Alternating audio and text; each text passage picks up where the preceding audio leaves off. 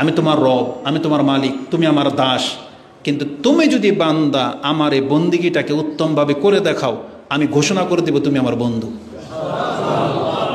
এটা আল্লাহ করেছেন। এটাই হচ্ছে আজকের মূল বিষয়। এটা আমি আপনাকে দেখাবো যে আল্লাহ সুবহানাহু ওয়া তাআলা মানুষের মধ্য থেকে, তার গোলামদের মধ্য থেকে কতককে তিনি শুধু বন্ধু না, অন্তরঙ্গ বন্ধু হিসেবে গ্রহণ করেছেন, এবং এটা ঘোষিত, আল্লাহ ঘোষণা করে দিয়েছেন।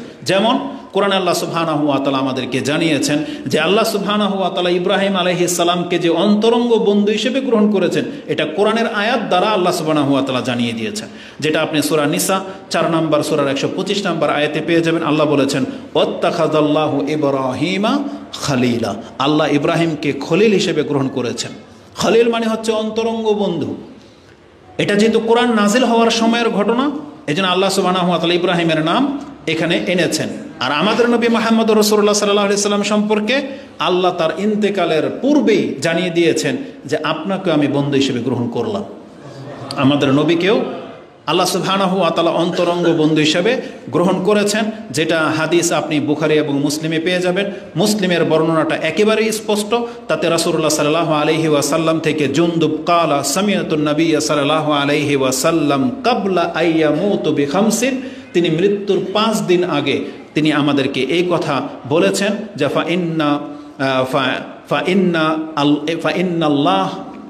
ইন্নাল্লাহ তাআলা কাদ ইত্তাখাযানি খালিলান কামা ইত্তাখাযা ইব্রাহিমা খালিলা।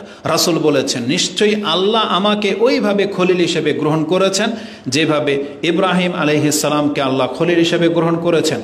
তাই রাসূলুল্লাহ সাল্লাল্লাহু আলাইহি সাল্লাম বলতেছেন সবাইকে উদ্দেশ্য করে, ওয়ালাউ কুনতু মুত্তাখিযান মিন উম্মতি খালিলান লাত্তাখাযতু আবা বকরিন খালিলান, আমি যদি আমার উম্মতের মধ্যে কাউকে অন্তরঙ্গ বন্ধু হিসেবে গ্রহণ করতাম, এটা সমীচীন যদি হতো, তাহলে আমি আবু বকরকে আমার অন্তরঙ্গ বন্ধু হিসেবে গ্রহণ করতাম। অবশ্যই আবু বকর রাদিয়াল্লাহু তাআলা রাসূলুল্লাহ সাল্লাল্লাহু আলাইহি ওয়াসাল্লামের অন্তরঙ্গ বন্ধু, কিন্তু তিনি কেন মানুষের মধ্য থেকে এই সম্পর্কটাকে জুড়তে চান নাই? কারণ যখন আল্লাহ বলেছেন আপনি আমার অন্তরঙ্গ বন্ধু, তখন রাসূল বলতেছেন সেই ক্ষেত্রে আমি মানুষের মধ্য থেকে কিভাবে এটা গ্রহণ করতে পারি? যখন আল্লাহ আমাকে অফার করেছে, তাই আমি আল্লাহকে অন্তরঙ্গ বন্ধু হিসেবে গ্রহণ করে নিলাম। এই জন্য আবু বকরকে তিনি সেই মর্যাদাটা দেন নাই। তার মানে অন্তরঙ্গ বন্ধু হওয়াটা কোনো স্বাভাবিক বিষয় না।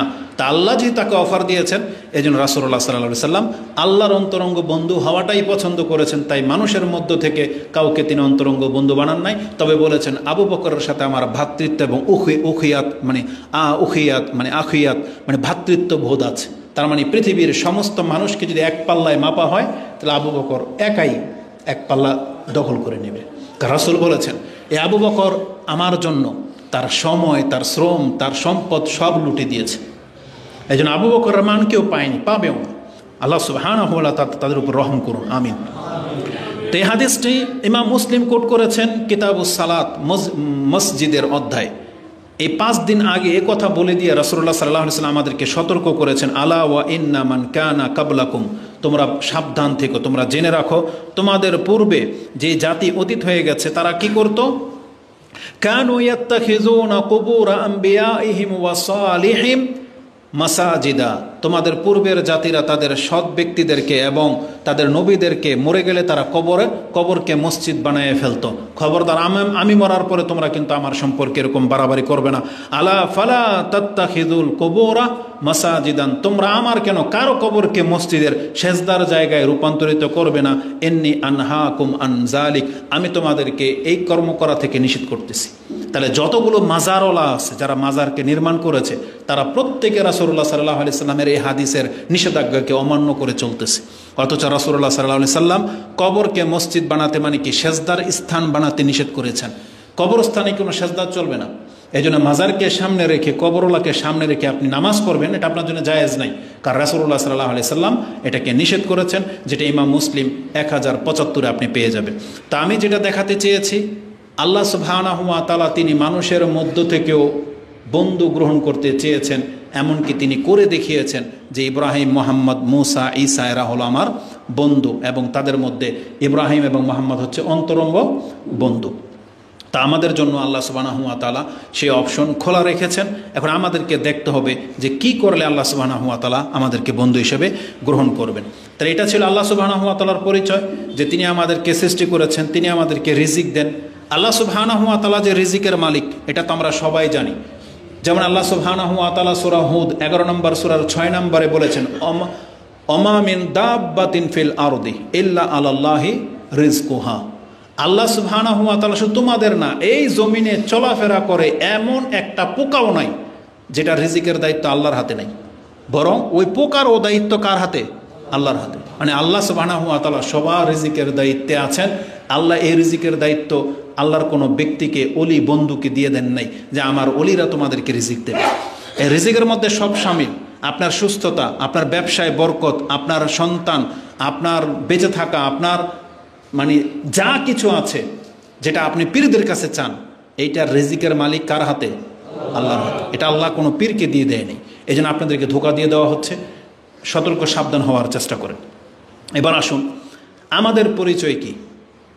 ওই আল্লাহর পরিচয় থেকে আপনি আপনার পরিচয়ও খুঁজে পাচ্ছেন। তা আমাদের হাকিকি পরিচয় যেটা, এটা আল্লাহ স্পষ্ট করেন সূরা আয-যারিয়াত 11 নম্বর সূরার 56 নম্বর আয়াতে বলিয়ে দিয়েছেন। আল্লাহ বলেছেন, ওমা খালাকতুল জিন্না ওয়াল ইনসা ইল্লা লিয়াবুদুন। আমি জিন এবং ইনসানকে কেবল আমার বন্দিগির জন্য আমি সৃষ্টি করেছি, অন্য কোনো উদ্দেশ্যে না। তার মানে আমরা সবাই হলাম আল্লাহর গোলাম, আল্লাহর গোলাম। এটাই হচ্ছে আমাদের আসল পরিচয়। আল্লাহ কেন আমাদেরকে সৃষ্টি করেছেন? এই গোলামি দিয়ে আল্লাহ আমাদেরকে কি করতে চাচ্ছেন আল্লাহ এটাও স্পষ্ট করে দিয়েছেন।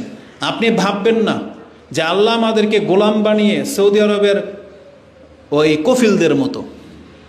জানেন, আপনি বুঝতে পারবেন আল্লাহ সুবহানাহু ওয়া তাআলার পদ্ধতিটা। পীররা আর কফিলরা যেটা করে, পীরেরা মুরিদ বানায় যাতে মুরিদরা সব ধন ভাণ্ডার এনে পীরকে কুটিপুটি করে দেয়। তারপরে পীরে ইলেকশন করবে, কি করবে, টাকা কারা দেয়? সবই মুরিদানরা দেয়। তো পীরদের মতো আল্লাহ না, যে আল্লাহ এটা চান নাই যে তোমাদেরকে আমার সব আমার মানে কফিলের কি বলে আমেল।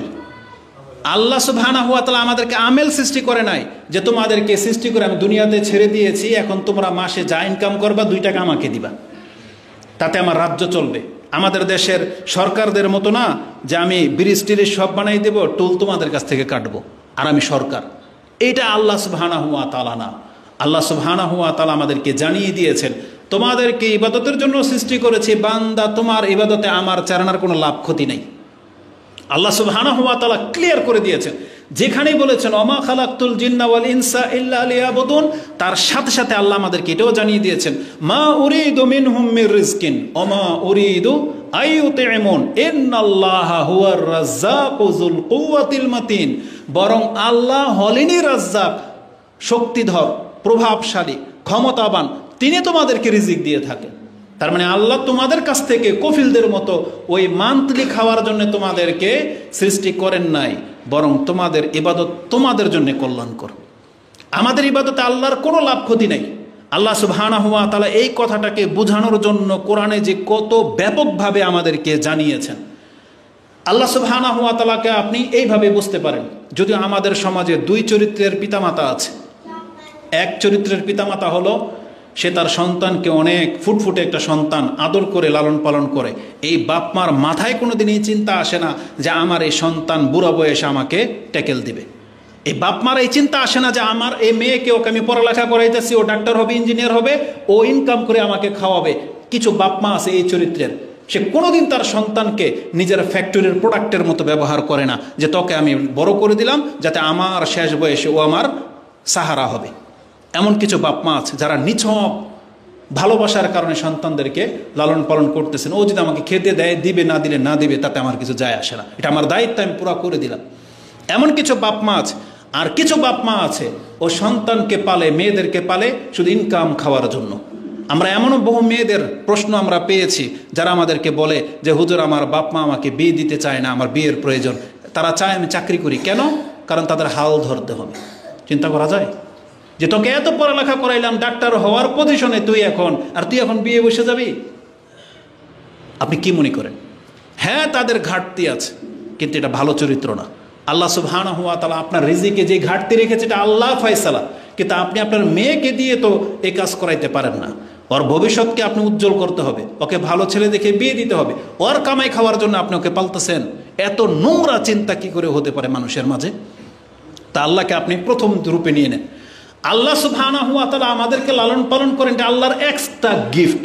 মানে গিফট আল্লাহ সুবহানাহু ওয়া তাআলা এমনি দিয়ে দিয়েছেন, এমনি। আপনি আল্লাহর কাছ থেকে এটা চান না, আশা করেন না। যেমন ধরেন কিছু মহিলারা আছে, কিছু ব্যক্তিরা আছে খুব দামি বিলাই পালে বিলাই। আচ্ছা বলেন তো আপনি বিলাই কেন পালেন? এই বিলাইকে আপনারা দুধ দেয়, বাচ্চা আন্ডা দেবে, কি দিবে? বিলাই থেকে সব মানে একটা সময় বেনিফিট হবেন আপনি? না, তুচ্ছ কাজ। বিলাইটাকে আপনি আদর করে পালতেছেন, ওকে খাওয়াচ্ছেন, সব কিছু করছেন, মেও মেও করে আপনার সামনে, বাস এতে আপনি মজা পান।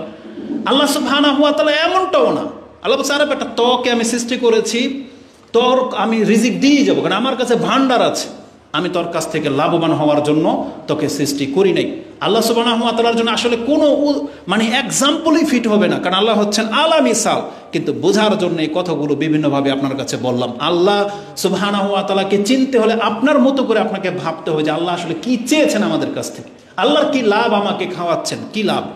আল্লাহ সুবহানাহু ওয়া তাআলার কোনো লাভ নাই। আল্লাহর যে কোনো লাভ নাই তার বাস্তব প্রমাণ হলো আমরা তো আল্লাহর প্রতি ঈমান এনেছি, আল্লাহর কথা বলতেছি, কিন্তু হাজারো কাফের আছে যারা আল্লাহকে মানেই নেই, কিন্তু তাদেরকে আল্লাহ সুবহানাহু ওয়া তাআলা বিলিয়নিয়ার বানিয়ে রেখেছেন, তাই না? কত শত কোটি টাকার মালিক বানিয়ে রেখেছেন। তার মানে আল্লাহ বোঝাতে চেয়েছেন এটার সাথে আমার কোনো সম্পর্ক নেই বান্দা, এটা হচ্ছে দুনিয়া। আল্লাহ সুবহানাহু ওয়া তাআলা এই কথাগুলো আমাদেরকে কিভাবে বোঝাতে চেয়েছেন? মূসা আলাইহিস সালাম তিনি তার জাতির কাছে এই কথাটা বলেছিলেন, ক্বালা মূসা ইন তাকফুরু আনতুম ওয়া মান ফিল আরদি জামিআন ফা ইন্নাল্লাহা গানিয়্যুন হামিদ। হে আমার জাতি, তোমরা শোনো, তোমরা এবং পুরো পৃথিবীবাসী যদি আল্লাহর কাছ থেকে মুখ ফিরিয়ে নাও, ইন আনতুম ওয়া মান ফিল আরদি জামিআন ফা ইন্নাল্লাহা লাগানিউন হামিদ, তোমরা জেনে রাখো অবশ্যই আল্লাহ সুবহানাহু ওয়া তাআলা হচ্ছেন গনি এবং তিনি হচ্ছেন প্রশংসিত। তার মানে তাকে প্রশংসা করলে তিনি প্রশংসিত হবে না, তোমার প্রশংসাতে আল্লাহ সুবহানাহু ওয়া তাআলার কিছু যায় আসে না। এবং আল্লাহ আমাদেরকে এ কথাও বলেছেন যে আমি লোকমানকে যখন হিকমা দিয়েছি এবং লোকমানকে আমি এটা স্মরণ করিয়ে দিয়েছি, তোমার প্রজ্ঞার কারণে তুমি আল্লাহর শুকরিয়া আদায় করবে। আল্লাহ বলেছেন ওয়ালাকাদ আতাইনা লোকমান আল হিকমাতা আনিশকুরু লিল্লাহ, আমি তাকে প্রজ্ঞা দিয়ে বলেছিলাম, চেয়েছিলাম যে ও আমার শুকরিয়া আদায় করবে, আল্লাহর পক্ষ থেকে জ্ঞান প্রাপ্ত হয়েছে। তারপর আল্লাহ এটাও আমাদেরকে জানিয়ে দিয়েছেন ওমাই ইয়াশকুর ফা ইন্নামা ইয়াশকুরু লিনাফসি, যে শুকরিয়া আদায় করবে এটা তার কল্যাণের জন্য, তারই কল্যাণ হবে। নাফসি ওমান কাফারা ফা ইন্নাল্লাহা গানিয়্যুন হামিদ। আর যদি তুমি মুখ ফেরাও, তুমি জেনে রাখো আল্লাহ তোমার মতো এরকমের বিদ্যা বুদ্ধিওয়ালা পৃথিবীতে বহু সৃষ্টি করেছেন। আল্লাহ সুবহানাহু ওয়া তাআলার কাছে কোনো ঘাটতি হয় না, যেটা আপনি সূরা লোকমানের 12 নম্বর আয়াতে পেয়ে যাবেন। এবং এটা হাদিসে কুদসিতে কি আছে? হাদিসে কুদসিতে আছে আল্লাহ সুবহানাহু ওয়া তাআলা বলেন, ইয়া ইবাদি, হে আমার বান্দারা, ইন্না লাউ আন্না আউওয়ালাকুম ওয়া আখিরাকুম ওয়া ইনসাকুম ওয়া জিন্নাকুম কানু আলা আতকা কলবি রাজুলিন ওয়াহিদিন মিনকুম মা জাদা যালিকা ফি মুলকি শাইআন। তোমরা সবাই, পৃথিবীর সমস্ত জিন, সমস্ত মানুষ যদি তোমাদের অন্তর যদি মুহাম্মদ সাল্লাল্লাহু আলাইহি সাল্লামের মতন হয়ে যায়, তার মানে সবচেয়ে আতকা, সবচেয়ে যিনি আল্লাহকে বেশি ভয় করতেন, সবচেয়ে বেশি যিনি আল্লাহর ইবাদত করতেন, তোমরা সবার চরিত্র যদি মুহাম্মদ সাল্লাল্লাহু আলাইহি সাল্লামের মতন হয়ে যায়, মা জাদা ফিল মুলকি শাইআন, আমার রাজত্বে সামান্য একটু বৃদ্ধি হবে না। আর তোমরা যদি কানু আলা আফজারি রাজুলিন কলবি রাজুলিন ওয়াহিদিন, আর তোমাদের সবার অন্তর যদি ফেরাউনের মতো হয়ে যায়, সমস্ত মানুষ ধরনের ফেরাউন নিজেই বলে কিসের আল্লাহ, যেটা ফেরাউন বলেছিল। আল্লাহ বলেছেন তাহলে জেনে রাখো মা নাকাসা যালিকা মিন মুলকি শাইআন, আমার রাজত্বে কোনো ঘাটতি হবে না। এটা ইমাম মুসলিম তার কিতাবুল বিররি ওয়াস সিলা 6466 নম্বর হাদিস আপনি পেয়ে যাবেন। আমি আমার বক্তব্যকে শর্ট করে দিচ্ছি। আমি যেটা বোঝাতে চেয়েছি, আমাদের ইবাদত মূলত আমাদের কল্যাণের জন্য।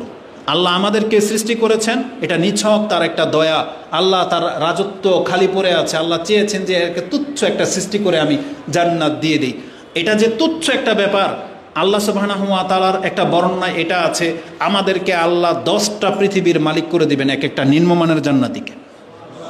একটা মুজাহিদকে 100টা পৃথিবীর মালিক করা হবে। আর নবীদেরকে, সিদ্দিকিন, সালেহিন, শহীদদেরকে যে কি দিবে এটার আপনার কোনো ভাষাই নেই।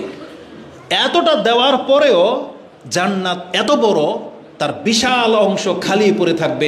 কারণ আল্লাহ তো প্রত্যেকটা মানুষের জন্য জান্নাত সৃষ্টি করেছিলেন। এই যে জাহান্নাম ভরে যাবে মানুষ দিয়ে, জিন দিয়ে, তাদের সবার জন্য জান্নাতের কোঠা ছিল, কিন্তু সেই জায়গাগুলো খালি পড়ে থাকবে। তখন আল্লাহ সুবহানাহু ওয়া তাআলা ইচ্ছা করে আরেকটা জাতি সৃষ্টি করবেন জান্নাতে, ওরা বড়ই হবে জান্নাতে। কি মনে করেন? আল্লাহর কাছে এটা সহজ ব্যাপার এটা। আপনাকে দিয়ে আল্লাহ 10টা পৃথিবী ভরাবে শুধু আপনার সন্তান দিয়ে। কি মনে করেন? মানে আপনি হলেন সেখানকার কিং, 10টা পৃথিবীর মালিক আপনি। আপনাকে কতগুলো স্ত্রী লাগবে এটা আল্লাহ সুবহানাহু ওয়া তাআলা ভালোই জানে, এবং সেই 10টা জান্নাত বা 10টা পৃথিবীকে আপনার নাসল দিয়ে আল্লাহ ভরে দিবেন। কি মনে করেন? যে এবার আপনি আবাদ করেন, কতটুকু পারেন দেখা যাবে, সেটা হচ্ছে জান্নাত। কিন্তু আপনি আল্লাহকে বোঝার চেষ্টা করেন। এই যে বক্তব্যটা আমি আপনার কাছে পেশ করেছি, একটা আয়াতকে শুধু বাস্তবায়ন দেখানোর জন্য, এটা বলে দিয়ে আমি খুতবা শেষ করে দেব। এটা ছিল বক্তব্যের মূল। আজকে আমরা অধিকাংশ মানুষ আল্লাহর বন্দিগি থেকে মুখ ফিরিয়ে নিয়েছেন। আপনি বুঝতেই পারতেছেন আপনি কত বড় ভুল করেছেন। আল্লাহ সুবহানাহু ওয়া তাআলা কোরআনে চমৎকার একটা এক্সাম্পল টেনেছেন ঈসা আলাইহিস সালাম কেন্দ্র করে। আপনি ভাববেন না যে আল্লাহর সন্তান হওয়া, আল্লাহর ওলি হওয়া এটাতে গর্বের বিষয়। যেমন আমাদের দেশে ইঞ্জিনিয়ার, ডাক্তার, আমি আল্লাহর ওলি, ইনি প্রেসিডেন্ট, ইনি নেতা, এমপি, এগুলো যে গর্ববোধ করেন, আল্লাহ বলতেছেন তোমরা পৃথিবীর মানুষ জেনে নাও, ঈসা আলাইহিস সালামকে তোমরা যারা আল্লাহর পুত্র বলে সম্মান দেখাতে চেয়েছ, তোমরা ভাইব না যে এতে তার সম্মান বাড়বে। কিন্তু ঈসার চরিত্র কি সেটা আমি তোমাদেরকে জানিয়ে দিই।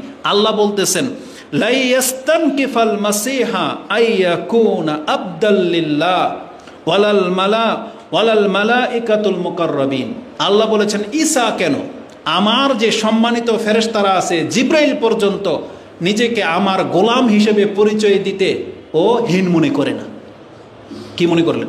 যে ঈসা আলাইহিস সালাম তুমি যদি জিজ্ঞেস করো আপনি কে, সে বলবে না যে আমি সান অফ গড, সে বলবে না আমি আল্লাহর সন্তান, বরং সে বলবে আনা আব্দুল্লাহ। ঈসা বলবে আমি কে? আমি আব্দুল্লাহ। মানে ঈসা আলাইহিস সালাম নিজেকে আল্লাহর গোলাম বলতে এটাকে তুচ্ছ ভাবে না, এটাকে হীন ভাবে না যে আমি ছোট হয়ে যাব, বরং আল্লাহ বলছেন লা ইয়াস্তানকিফাল মাসিহ। ঈসা নিজেকে ছোট মনে করে না যে আমি আল্লাহর বান্দা, বরং তোমরা তাকে আল্লাহর পুত্র বানাতে গিয়ে তাকে জালেমের অন্তর্ভুক্ত করে দিচ্ছ। বরং ঈসা আল্লাহর বান্দা হওয়াতেই ওর সৌভাগ্য। আল্লাহ বলেছেন কেউ যদি আল্লাহর বান্দা হতে পারে এটা অর্জনের সৌভাগ্য। মুহাম্মদুর রাসূলুল্লাহ সাল্লাল্লাহু আলাইহি ওয়াসাল্লামকে আল্লাহ নিজের বান্দা বলে ঘোষণা করেছেন কোরআনে, এটা আমার বান্দা।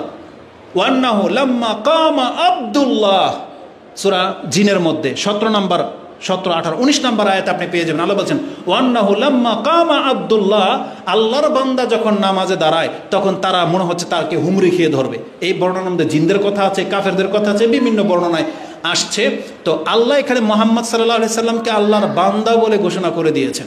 আর মুহাম্মদুর রাসূলুল্লাহ সাল্লাল্লাহু আলাইহি সাল্লাম নিজেও আমাদেরকে কি বলেছেন যে হে মানুষ তোমরা সতর্ক হয়ে যাও, আমাকে সাইয়্যেদ বলো কি বলো না বলো তোমরা সতর্ক হয়ে যাও। লা তুতরুনি কামা আতরাতিন নাসারা ইবনে মারইয়াম। মারইয়াম আলাইহিস সালাম তার ছেলে ঈসা সম্পর্কে জাতি যতটা বাড়াবাড়ি করেছে, খবরদার তোমরা আমার সম্পর্কে এতটা বাড়াবাড়ি করবে না, তোমরা আমার পরিচয় জেনে নাও। ইন্নী আব্দুল্লাহ, আমি কিন্তু আল্লাহর বান্দা। ফাকুলু আব্দুল্লাহি ওয়া রাসূল, তোমরা বলো যে আল্লাহর বান্দা এবং তার রাসূল। তার মানে রাসূল নিজেকে আল্লাহর বান্দা পরিচয় দিতে এটাকে গর্ববোধ করতেছেন, আর আমরা আল্লাহর গোলামি করতে এটা হীন মনে করতেছি। আপনি আল্লাহকে সেজদা করবেন এটা আপনার কাছে তুচ্ছ মনে হয়, এটা আপনার কাছে হীনতা মনে হয়, আপনি এত বড় অহংকারী হয়ে গেলেন। অথচ আল্লাহ বলতেছেন জিব্রাইল পর্যন্ত আমাকে সেজদা করতে, আমার কথায় উঠতে বসতে জিব্রাইলের মধ্যে সামান্যতম গিলটি ফিল হয় না। ও এটাকে গর্ববোধ মনে করে যে আমি আল্লাহর ইবাদত করতেছি। আর একটা গরুর বান্দা আর আপনি হচ্ছেন আল্লাহর বান্দা, এই দুই বান্দার মধ্যে পার্থক্য নাই? এটা বট গাছের বান্দা হওয়া আর আল্লাহর বান্দা হওয়া কি এক জিনিস? আপনি গণতন্ত্রের বান্দা হয়ে যাচ্ছেন যেখানে আল্লাহ আপনাকে ইসলামের খেলাফত দিয়েছে। আপনি কি এই দুইটাকে এক করে কেন দিলেন? একটা হচ্ছে আল্লাহর বান্দা আর একটা হচ্ছে বস্তুর বান্দা, অর্থ সম্পত্তির বান্দা। আপনি সেটার দিকে কেন ঝুঁকে গেলেন? এটা মোটেও না। রাসূল সাল্লাল্লাহু আলাইহি ওয়াসাল্লাম বলেছেন ফাকুলু আব্দুল্লাহি ওয়া রাসূল। এই যে আপনি আত্তাহিয়াতুর মধ্যে যে সালাম দেন, আত্তাহিয়াতুর শেষে কি বলেন? আশহাদু আল্লা ইলাহা ইল্লাল্লাহ ওয়া আশহাদু আন্না মুহাম্মাদান আবদুহু ওয়া রাসূলুহু। এর চাইতে যদি উত্তম কোনো পরিচয় মুহাম্মদ সাল্লাল্লাহু আলাইহি সাল্লামের যদি হতো তাহলে আল্লাহ সেটাই বলতেন। কিন্তু আল্লাহ বলেছেন এটা আমার বান্দা। আল্লাহ যদি কাউকে নিজের বান্দা বলে ঘোষণা করে দেন তার উপাধি আপনি জানেন? এটাই ছিল আজকের বক্তব্যের মূল বিষয়। যেই ব্যক্তি আল্লাহর বান্দা রূপে প্রকাশ পেয়ে যাবেন, পরিচয় পেয়ে যাবে, আল্লাহ বলেছেন আমি তোমার ওলি, আমি তোমার মাওলা। সে আল্লাহর আরো দুইটা পরিচয় পাবে, এক কি ওলি, আরেকটা হচ্ছে মাওলা। মাওলা মানে বোঝেন যিনি আপনার রক্ষক, যিনি আপনার দায়িত্বশীল, তিনি হচ্ছেন আপনার মাওলা। আপনার ওলি মানে আল্লাহ হচ্ছেন ওলি, আপনার বন্ধু। তার মানে বন্ধু বন্ধুর উপকারে আসে। এই জন্য আল্লাহ বারবার কোরআনে বলেছে যেই সমস্ত কাফেররা আমাকে ছেড়ে দিয়েছে কিয়ামতের মাঠে ওয়ালা তাজিদু ওয়ালিয়ান ওয়ালা নাসিরা, তারা কোনো ওলিও পাবে না, সাহায্যকারীও পাবে না। আর আমরা যদি আল্লাহর বান্দা হয়ে যাই, আল্লাহ আমাদের কাছে কিয়ামতের মাঠে ওলি হয়ে আসবেন এবং মাওলা হয়ে আসবেন, যে আল্লাহ আমাদের দায়িত্ব নিয়ে নেবেন। আল্লাহ তুমি আমাদের এই ওলিয়ত্ব কবুল করো। আল্লাহ তুমি আমাদেরকে তোমার বান্দা হিসেবে ঘোষণা করে দাও। আমিন ইয়া রাব্বাল আলামিন। সুবহানাকাল্লাহুম্মা রাব্বানা বিহামদিকা আশহাদু আল্লা ইলাহা ইল্লা আনতা আস্তাগফিরুকা ওয়া আতুবু ইলাইক।